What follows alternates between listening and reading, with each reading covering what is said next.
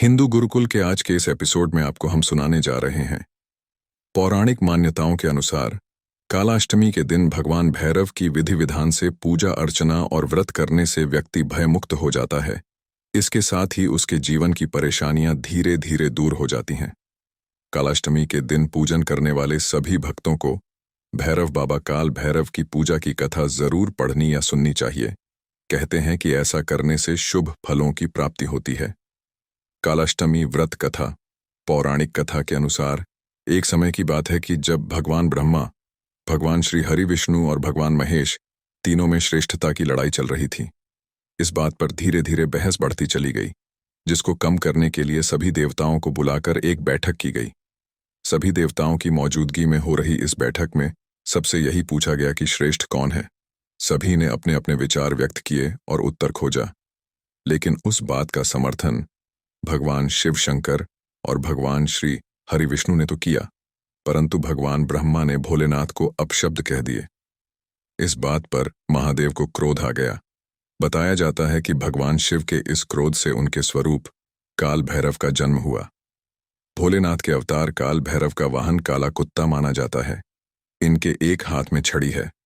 बता दें कि इस अवतार को महाकालेश्वर के नाम से भी जाना जाता है, इसलिए ही इन्हें दंडाधिपति भी कहा जाता है। कथा के अनुसार भोलेनाथ के इस रूप को देखकर सभी देवता घबरा गए। कथा के अनुसार भगवान काल भैरव ने क्रोध में भगवान ब्रह्मा के 5 मुखों में से एक मुख को काट दिया। तब से ब्रह्मा जी के पास 4 मुख ही हैं। इस प्रकार ब्रह्मा जी के सिर को काटने के कारण भैरव जी पर ब्रह्म हत्या का पाप चढ़ गया था। क्रोध शांत होने पर काल भैरव ने भगवान ब्रह्मा से माफी मांगी। तब जाकर भगवान भोलेनाथ अपने असली रूप में आए। इसके पश्चात भगवान काल भैरव को उनके पापों के कारण दंड भी मिला। कहा जाता है कि इस प्रकार कई वर्षों बाद वाराणसी में उनका दंड समाप्त होता है। इसका एक नाम दंडपाणी पड़ा था। काल भैरव के हैं 8 स्वरूप। कहते हैं कि काल भैरव माता सती के सभी शक्तिपीठों के अंगरक्षक के रूप में सदा उनके साथ तैनात रहते हैं।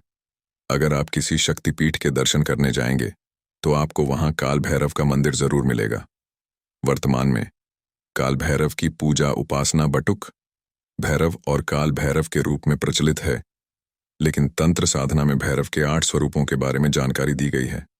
इनके नाम भीषण भैरव, चंद्र भैरव, क्रोध भैरव, रुद्र भैरव, असितांग भैरव, संहार भैरव, कपाली भैरव और उन्मत्त भैरव हैं। कालाष्टमी के दिन भगवान काल भैरव को खिचड़ी, चावल, गुड़ आदि का भोग लगाया जाता है। कहते हैं कि कालाष्टमी का व्रत करने से व्रती के सभी दुख, रोग और शत्रु पीड़ा दूर हो जाते हैं। हिंदू गुरुकुल के आज के इस एपिसोड में बस इतना ही।